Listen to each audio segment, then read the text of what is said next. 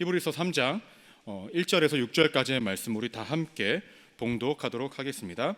그러므로 함께 하늘에 부르심을 받은 거룩한 형제들아, 우리가 믿는 도리의 사도이시며 대제사장이신 예수를 깊이 생각하라.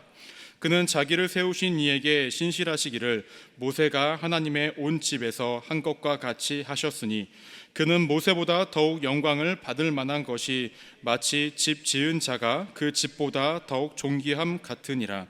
집마다 지은 이가 있으니 만물을 지으신 이는 하나님이시라. 또한 모세는 장래에 말할 것을 증언하기 위하여 하나님의 온 집에서 신실하였고, 그리스도는 하나님의 집을 맡은 아들로서 그와 함께 하셨으니, 우리가 소망의 확신과 자랑을 끝까지 굳게 잡고 있으면 우리는 그의 집이라. 아멘.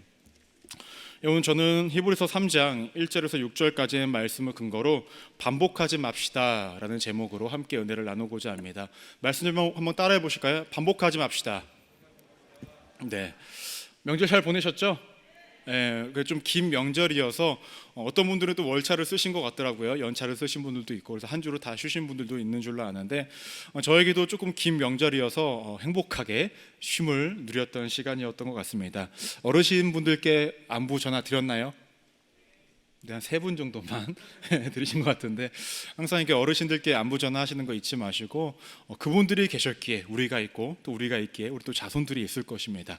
어찌 됐든 감사하는 마음으로 이렇게 인사를 드리시는, 또 예의를 갖추시는 우리 클레마치들 되기를 소망합니다. 좀 더우신가요? 예, 알겠습니다. 그 회장님 뒤에서 그 에어컨 혹시 꺼져 있는지 확인해 주시고요. 좀 에어컨 좀 틀어주시기를 부탁드리겠습니다. 오늘 우리가 히브리서 3장을 함께 나누고자 합니다. 지난주까지는 히브리서 2장을 우리가 함께 나눴었죠. 혹시 기억하시나요? 말씀 제목 혹시 기억하세요? 그건 오늘 제목이고요. 네. 벌써 들으신 거예요, 이거를? 퀴즈 내려고 그랬는데 말해버렸네. 네. 근데 그 대답에 어떤 영혼이 1도 없는 듯한 느낌이 들기도 해요. 네, 어떤 대답을 감사드립니다. 지난주 말씀 제목은요, 우리가 기대하는 것, 우리가 기대해야 하는 것이라는 제목으로 함께 말씀을 나눴습니다. 잠시 리뷰를 해보면 지난주에는 그 당시의 유대인들 사이에서는 그 천사로 숭배하는 모습들이 있었다고 얘기했죠. 왜냐하면 구약 시대 때를 비추어서 보면 천사가 자신들에게 어떠한 계시를 줄 수 있는 존재로 여겼고, 발음이 잘 안 되네요. 네. 그리고 천사를 통하여서 율법을 받았기 때문에 그런 천사를 어떻게 하죠? 숭배하고 그들 천사들이 자신들을 어떤 도와줄 거라고 믿음들이 있었기 때문에 천사를 숭배했다라고 제가 말씀을 드렸습니다. 근데 중요한 것은 히브리서 기자는 이렇게 이야기하죠. 너네가 그렇게 높이고 숭배하는 천사라는 존재는 그렇게 우월한 존재가 아니다. 오히려 너네가 괄시하고 무시했던 예수 그리스도가 천사하고는 비교도 되지 않을 만큼 우월한 존재이시다라고 말씀을 드렸습니다. 그 이유는 천사라는 존재는 그저 예수 그리스도를 경배하는 대상에 불과하고 예수 그리스도와 존재 자체가 다르기 때문에 비교 자체가 안 되고 너네가 바라봐야 할 분은 예수 그리스도시다라고 말씀을 드렸습니다. 근데 그럼에도 불구하고 왜 당시의 사람들은 예수님을 믿지 않고 예수 그리스도를 바라보지 못했을까라는 거죠. 먼저는 제가 이런 말씀을 드렸습니다. 당시의 사람들은 메시아, 그러니까 자신들이 기대했던 메시아의 모습이 아니었기 때문에 예수 그리스도를 하나님의 아들로서 메시아로서 받아들이지 않았다는 거죠. 당시 사람들이 기대했던 예수님의 모습, 그러니까 하나님의 아들의 모습은 어떠한 모습이었냐고 제가 말씀을 드렸었냐면, 어떤 군사적이고 어떤 정치적이고 자신들의 힘들고 어려운 삶을 해결해 줄 수 있는 그런 메시아를 희망했다라고 말씀드렸습니다. 하지만 그들이 간과했던 것들이 있죠. 무엇이냐면 구약의 예언서를 보면 분명히 하나님의 아들로서 오실 그 메시아는 어떤 정치적이고 군사적이고 폭력적인 분이 아니라 평화를 가지고 이 땅에 오시는 분이라고 명확하게 이야기를 하고 있었다는 거죠. 한마디로 당시의 사람들은 하나님이 보내주신 그 메시아를 원했던 것이 아니라 자신들이 희망하고 소망하고 자신들의 머릿속에 그리고 있던 그 메시아를 기다리고 있었기 때문에 예수님을 하나님의 아들로서 받아들이지 않았다는 것입니다. 다음으로 그 당시 사람들은 자신들이 기대했던 상황이 아니었다는 것이죠. 어떤 것이냐? 유대인이었든 간에 아니면은 그리스도인으로서 개종했던 사람들 간에 자신들의 삶이 로마의 치하 안에 여러 가지 압박과 어려움들을 겪고 보니까 예수님이 왔음에도 불구하고 그들의 삶이 변화되지 않는 삶이 연속되어지다 보니까 어떡하죠? 저 사람은 하나님의 아들이 아니야 라고 그렇게 받아들이지 않았다는 것이죠. 그래서 그 당시에 사람들은 자신들이 기대했던 예수님의 모습이 아니었기 때문에 어떡하죠? 예수님을 배척했고, 예수님을 멀리했고, 예수님을 조롱하고, 예수님을 무시했던 그 당시의 사람들의 모습이 있었다라고 말씀드렸습니다. 그때 제가 한마디 이거 다른 건 다 있고 이것만큼은 꼭 기억했으면 좋겠다라고 말씀드린 부분들이 있었어요. 어떤 것이었냐면은 예수 그리스도는 구원을 주러 오신 분이시지 우리의 만족을 주러 오신 분이 아니십니다. 예수 그리스도는 우리에게 구원의 기회를 주신 분이시지 우리의 기대를 채우러 오신 분이 아니다라고 말씀드렸죠. 우리의 마음 가운데 이러한 마음이 없다고 한다면 이 시대에 예수님이 오신다고 하여도 우리는 예수님을 예수님으로 받아들이지 못할 것입니다. 기억하십시오. 예수님은 우리에게 구원을 주러 오신 분이지 우리의 만족을 채우러 오신 분이 아니고 우리에게 구원의 기회를 주신 분이지 우리의 기대를 채워주시러 오신 분은 아니라는 것입니다. 이것만 기억하신다면 여러분들의 신앙은 분명히 흔들리지 않을 것입니다. 기억나시죠? 말씀? 네, 끄떡끄떡 하시는 분도 있으시고 오늘은 이어서 3장을 함께 나눠보고자 합니다. 혹시 필사하고 계시나요? 헛기침 2번으로 모든 대답이 다 된 것 같습니다. 아직 3장밖에 안 됐어요. 늦지 않았어요. 저도 지금 필사를 하고 있어요. 저번에 제가 필사를 못해서 선물을 못 받았는데 저도 이번에 필사를 해서 선물을 꼭 받고자 하는 그 열망에 제 마음속에 있습니다. 올해 옛날 사람이긴 하지만 슈퍼스타 K 옛날에 그런 거 보면은 1회 때 상금은 1억, 2회 때 상금은 2억이었잖아요. 그렇죠? 1등이. 이번에 하는 두 번째 시즌을 하고 있는데 히브리서 이거 필사를 잘 하시면 더 큰 상금이 있을 줄로 믿습니다. 아멘. 네, 많은 분들이 꼭 참석해 주시고 참여해 주시기를 부탁드리겠습니다. 그럼 이제 본격적으로 히브리서 3장에 대해서 함께 나누고자 합니다. 지난주에 제가 말씀을 드렸듯이 히브리서를 보면은 계속 예수님과 어떠한 대상들을 비교한다라고 말씀드렸습니다. 그래서 천사를 놓고 비교를 했었고 오늘은 누구를 놓고 비교하냐면 모세와 비교를 합니다. 제가 예전에 성경을 공부했던 적이 있어요. 물론 지금도 여전히 공부를 하고 있지만 어떤 성경을 공부했냐면 성경을 외우는 걸 공부를 했어요. 함께 사람들끼리.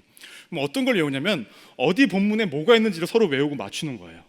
굉장히 어렵죠. 그래서 그때 막 외웠던 것들이 아직까지도 몇 가지가 기억이 났는데 예를 들면은 오병이의 기적이 성경에 어디 있습니까? 라고 물어보면은 사람들이 잘 몰라요. 근데 마태, 마가, 누가, 요한복음을 보면은 14, 6장, 9장, 6장 순서적으로 외워요. 이걸 외우는 거예요. 막. 히브리서도 계속 여러 명의 사람들이 등장을 하잖아요. 모세, 히브리서에 몇 장이 등장할까? 몇 장이 등장하죠? 3장. 외우기가 쉽죠? 모세 3장. 그렇게 공부를 했다. 그냥 웃기려고 한 건 아니야. 그냥 그랬다고. 여러분들도 기억하시라는 거예요. 모세가 몇 장이 있다고요? 3장. 그래서 오늘은 효정이 또 이렇게 3장. 네, 감사합니다. 네, 오늘 장학금 받아서 굉장히 들떠 있어요. 네. 오늘 장학금 받으신 분들 기분 좋으시죠? 예배 좋는지 않은지 한번 보도록 하겠습니다. 네, 모세가 이렇게 히브리서 3장에 이렇게 등장을 합니다. 히브리서 3장에서는 모세와 예수님을 계속 비교하면서 나타내고 있습니다. 여러분들이 생각하는 모세라는 인물은 어떠한 인물입니까? 모세라는 인물 잘 알고 계시나요? 네, 어떠한 인물이죠? 뭐라고요? 홍해를 갈랐어요. 네, 맞아요. 우리가 대표적으로 아는 것들은 홍해를 갈른 사건으로 알고 있고 이스라엘 백성들을 광야에서 인도했던 사람으로 알고 있고 또 나아가서는 십계명을 받은 사람 이 정도로 우리가 기억을 하고 있습니다. 근데 우리가 이스라엘 사람이 아님에도 불구하고 모세에 대해서 이렇게 기억하고 있다고 한다면 만약에 이스라엘 백성들 지금 신약 시대에서 많은 이야기들을 다 듣고 알고 있던 그 유대인들에게 있어서 모세라는 인물은 어떠한 존재일까요? 굉장히 유명하고 굉장히 뛰어나고 굉장히 존경받는 인물이었을 것입니다. 왜냐? 그 힘든 광야를 건너서 가나안 땅에 들어가게 하는 인물이었기 때문에 그렇다는 것이죠.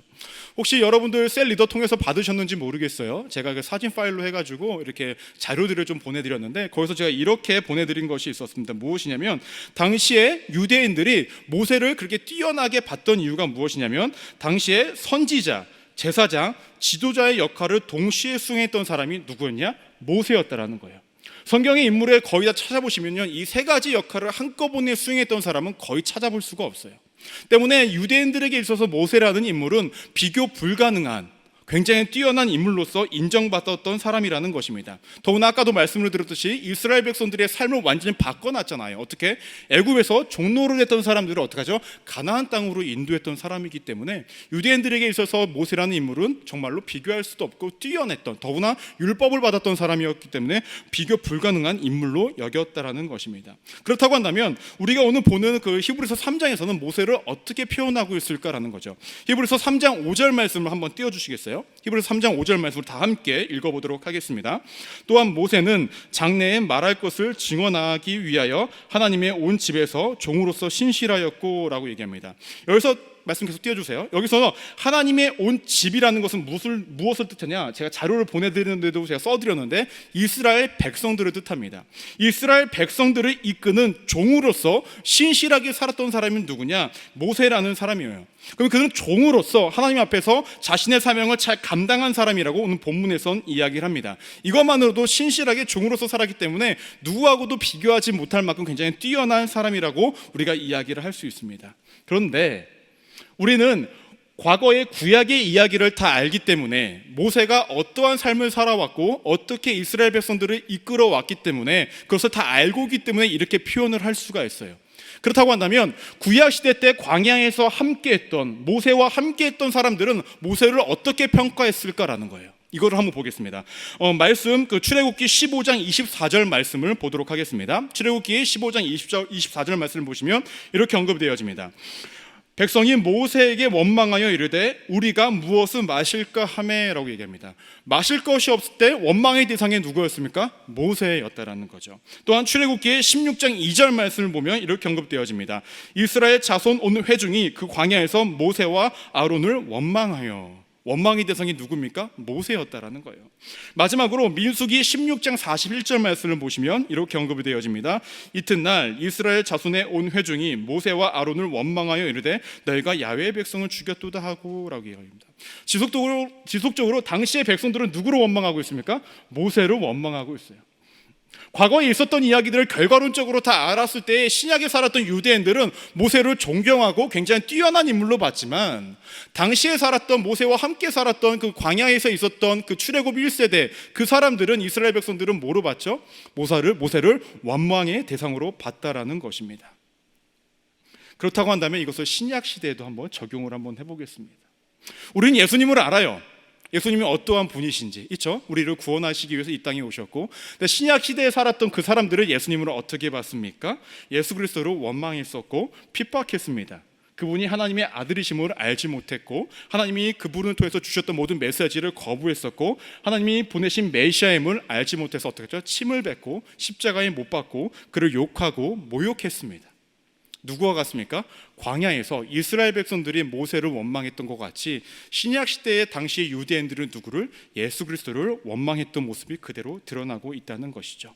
근데 이러한 예수 그리스도는 어떠한 분이신지를 히브리서에서 명확하게 이야기를 합니다. 히브리서 3장 6절 말씀을 보시면 이렇게 언급이 되어집니다. 그리스도는 하나님의 집을 맡은 아들로서 그와 같이 하셨으니 우리가 소망의 확신과 자랑을 끝까지 굳게 잡고 있으면 우리는 그의 집이라 라고 얘기합니다. 5절에서 그들이 그렇게 유대인들을 그렇게 존경했던 그 모세라는 사람은 5절에서 뭐라고 얘기하냐면 하나님의 종에 불과했다라고 얘기해요. 근데 6절에서 보면 예수 그리스도는 뭐라고 표현하고 있습니까? 하나님의 아들이라고 표현을 하고 있죠. 완전 존재 자체가 다르다라는 거예요.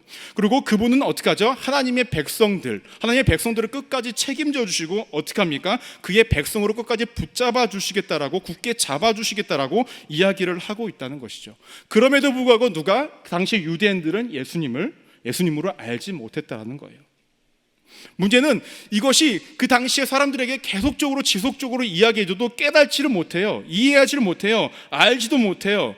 마치 어떻게 광야에서 이스라엘 백성들이 모세를 원망한 것 같이 신약시대 유대인들도 누구를? 예수 그리스도를 지속적으로 원망하고 싫어하고 배척하고 십자가에 못 박았던 모습들이 지속적으로 일어나고 있었다는 것입니다.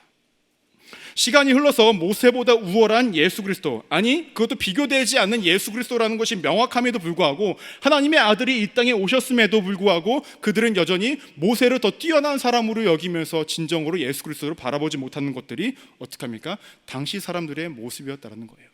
뭐 구약 시대, 신약 시대 그 사람들의 모습 속에는 무엇이 있습니까? 하나님이 보낸, 하나님이 누군가를 통하여서 말씀하시고 있는 그 대상들을 어떻게 하죠? 진짜 바라보지 못하고 그 당시의 사람들이 누군지도 알지 못했다라는 거예요. 구약의 사람들이 모세를 제대로 알지 못했듯이 신약의 사람들도 여전히 예수 그리스도를 누군지 모르면서 이러한 반복되는 삶이 우리 가운데 일어나고 있었다는 것입니다. 그럼 왜 이러한 삶들이 계속 반복되고 있을까요? 왜 모세를 모세로 알아보지 못했고 예수 그리스도를 하나님의 아들로 바라보지 못했을까라는 겁니다. 더 나아가서 이 시대에 하나님께서 우리가 말씀을 통해 우리에게 주시고자 하는 메시지들이 있는데 우리는 그 하나님의 메시지임을 알지 못하고 내가 원하는 이 세상을 내 뜻대로 내 마음대로 살아가기 위해, 아니 조금 더 편하게 살아가기 위해서만 하나님을 바라보고 있는 우리의 신앙은 누구와 같습니까? 과거에 모세를 모세로 바라보지 못했고 예수 그리스도를 예수 그리스도로 바라보지 못했던 그 모습이 우리에게도 동일하게 있다는 것이죠. 그럼 왜 이러한 일이 반복되고 있는가라는 거죠. 첫 번째로 왜 그러냐면 눈앞에 있는 현상만 바라보기 때문에 그렇습니다. 이거 한번 따라해 보실까요? 눈앞의 현상만 바라보기 때문이다. 네, 과거에 그 광약 속에 있었던 이스라엘 백성들, 또 신약 시대에 있었던 그 유대인들의 삶은 어땠습니까? 그들의 삶의 환경들은 어땠을까요? 녹록지 않았어요. 과거에 광야에 있었을 때에 이스라엘 백성들은 분명히 더움과 또 추움과 먹을 것과 마실 것이 자신들이 생각한 것보다 부족하고 넉넉지 않았기 때문에 분명히 힘들고 어려운 것들이 분명히 있었을 것입니다. 신약 시대도 마찬가지예요. 로마의 치하에 있었기 때문에 종교적으로 또 정치적으로 여러 가지로 사회 문화적으로 힘들고 어려운 것들이 지속되다 보니까 어떻게 하죠? 하나님 바라보지 못했던 거예요. 하나님이 누군가를 통해서 말씀하고 계시다는 것을 바라보지 못했다는 거예요. 하나님이 예수 그리스도를 자신의 아들이 이 땅에 보내주셨는데 그것을 바라보지 못했다는 거예요. 무엇 때문에? 내 눈앞에 있는 문제만 바라보고 있었기 때문에 그러한 일들이 일어나고 있었다는 것입니다. 그렇다고 한다면 하나님께서는 정말로 이스라엘 백성들 구약 시대와 신약 시대에 하나님의 사인을 주지 않으셨을까? 하나님 무엇인가를 그들에게 알려주시지 않으셨을까? 아니라는 거예요. 광야 시대 때는, 광야에서는 하나님께서는 무엇을 주셨죠? 구름 기둥과 불 기둥으로 그들의 더위와 추위를 막아주셨죠. 그들이 마실 것이 없다고 했을 때 그들에게 마실 것을 주셨고, 먹을 것이 없다고 했을 때 그들에게 먹을 것을 주셨다라는 거예요. 하나님이 항상 그들과 함께 있었는데 그들은 여전히 뒤에서 인도하시는 하나님을 바라보지 못하고 무엇만 바라봤습니까? 눈앞에 있는 어려움과 현상만을 바라보니 하나님이 일하심을 보지 못하고 있었다는 것입니다. 신약 시대도 마찬가지죠. 하나님의 아들이심을 분명히 지속적으로 말씀하고 있었지만 예수 그리스도를 바라보지 못했고 그들의 힘든과 어려움, 정치적인 메시아, 군사적인 메시아, 자신들의 삶을 건져줄, 과거의 영광을 실현시켜줄 그런 메시아만을 기다리고 있었던 것이 당시의 사람들이었다는 것입니다. 우리가 인생을 살아가는 데 있어서 왜 힘든 일들이 없겠습니까? 우리가 인생을 살아가는 데 있어서 왜 어려움들이 없겠습니까? 물론 있습니다. 여러분은 지금까지 살아온 인생에 내 마음대로, 내 뜻대로, 내 계획대로 된 것들이 얼마나 있습니까? 많이 있습니까? 없어요. 제가 예전에도 말씀드렸죠. 우리는 화장실 가는 것도 내 뜻대로 안 돼요. 아닙니까? 제가 가장 출퇴근하면서 걱정하는 게 화장실 문제예요. 설교 시간에 더럽게 화장실 얘기하냐. 심각해요. 왜 심각하냐? 집에 가는 길에 2시간인데 물을 못 먹어. 가끔 보면은 이렇게 동부간선도로에 그 간병북로에 차를 세우신 분들이 계세요.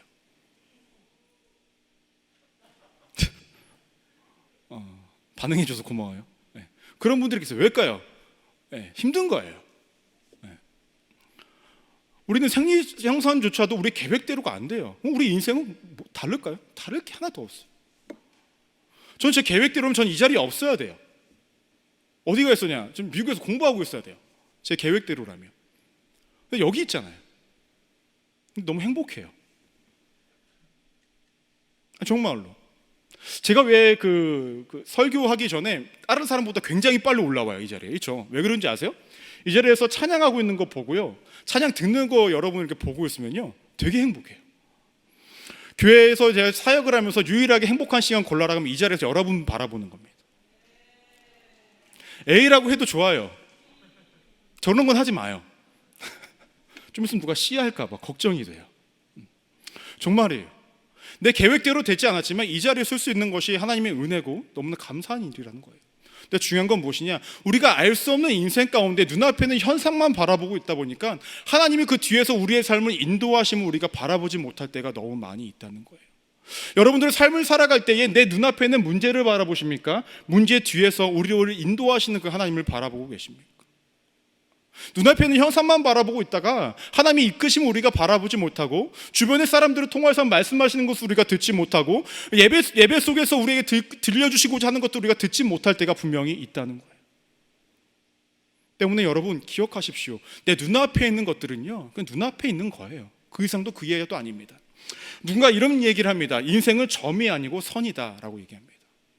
점들이 계속 연결되다 보면 무엇이 됩니까? 선이 되겠죠. 우리는 한 점에 우리가 너무나 초점을 맞춰서 살아가요. 이 점이 끝나지 않으면 이 내 인생이 끝날 것처럼 살아간다는 거예요. 근데 아니에요. 여러분 잘 생각해 보세요. 여러분 수능 못 봤을 때, 수능이 잘 안 됐을 때 인생 끝날 것 같았지만 끝났습니까? 아니에요. 대학교 성적이 안 좋아서 취업이 안 될 것 같은데 취업이 안 됐습니까? 아니에요. 지금 배우자를 놓고 기도하고 있는데 지금 없다고 해서 결혼을 못 할까요? 저 했잖아요. 이 영상을 저희 집에 계신 분이 보실지 모르겠지만 알고 있는 이야기예요. 저는 결혼을 못 할까 봐 두려웠어요. 소개팅을 엄청 많이 했어요. 여기서 얘기하면 안 되지만 그랬어요. 그러지 마요. 기도하고 만나요. 막 만나지 말고. 네. 여러분들 눈앞에 있는 것들이 끝날 것 같은 그 점들에 너무 연연하지 말라는 겁니다. 하나님 여러분들의 인생을 선으로서 이렇게 연결해 가고 계세요. 여러분들이 그렇게 만들어 가길 원하세요. 눈앞의 어려움에 내가 막 좌절하고 힘들어하고 하지 마시라는 거예요.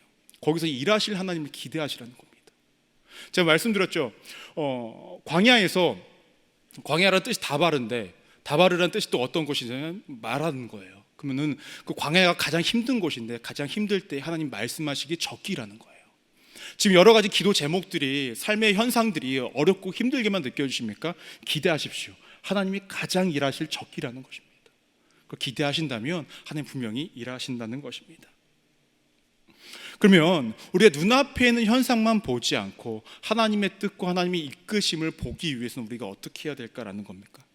어떻게 그냥 따라하십시오. 영적인 시선이 필요합니다. 네, 영적인 시선이 필요해요. 영적인 시선은 무엇일까요? 제가 지난주에 설교했을 때 집에 천사가 있다고, 천사 본다고, 천사 보면 그런 거예요? 아니에요. 지난주에 그 천사 봤다고 그러니까 나가가지고 청년들이 눈으로 욕을 하더라고요. 말로는 안 해. 말로는 욕을 하더라. 여러분 영적인 시선이 천사를 본다? 물론 볼 수도 있겠죠. 근데 그것이 아니라 영적인 시선을 가진다는 건 무엇이냐? 하나님의 관점대로 살아가는 것을 의미하는 거예요. 여러분들 인생을 살아갈 때에 우리가 세상 가운데 살아가다 보니 세상의 관점으로 살아갈 때가 너무나 많이 있죠. 그래서 여러분들에게 제가 권면합니다. 무엇을 권면하냐면 어떠한 선택의 기로에 있을 때 하나님이라면 어떻게 하셨을까? 예수님이라면 어떻게 하셨을까? 이 질문을 스스로에게 계속 던져보세요. 계속 대입시켜 보세요. 그리고 결정을 하시라는 겁니다. 그것만이 우리가 하나님의 관점과 하나님의 시선을 가질 수 있는, 영적인 시선을 가질 수 있는 유일한 방법이라는 것입니다. 여러분들이 영적인 시선이 없다고 한다면 여전히 눈앞에 보는 현상에만 초점을 맞춰서 살아갈 수밖에 없다는 것입니다. 근데 만약 우리가 이렇게 세상에 초점을 맞추고 현상에만 초점을 맞추는 삶을 살아가다 보면 어떻게 될까라는 것입니다. 히브리서 3장 18절 말씀을 보시면 이렇게 언급이 되어집니다. 또 하나님이 누구에게 맹세하사 그의 안식에 들어오지 못하리라 하셨느냐? 곧 순종하지 아니하던 자들에게가 아니냐라고 얘기합니다. 과거 이스라엘 백성들이 하나님의 말씀에 순종하지 않고 모세의 인도함에 순종하지 않았을 때에 그들은 약속의 땅인 가나안 땅에 들어가지 못했습니다. 신약 시대에 예수님을 배척하고 예수님의 말씀을 듣지 않던 그들은 어떻게 하죠? 영원한 안식에 들어가지 못했다라는 거죠.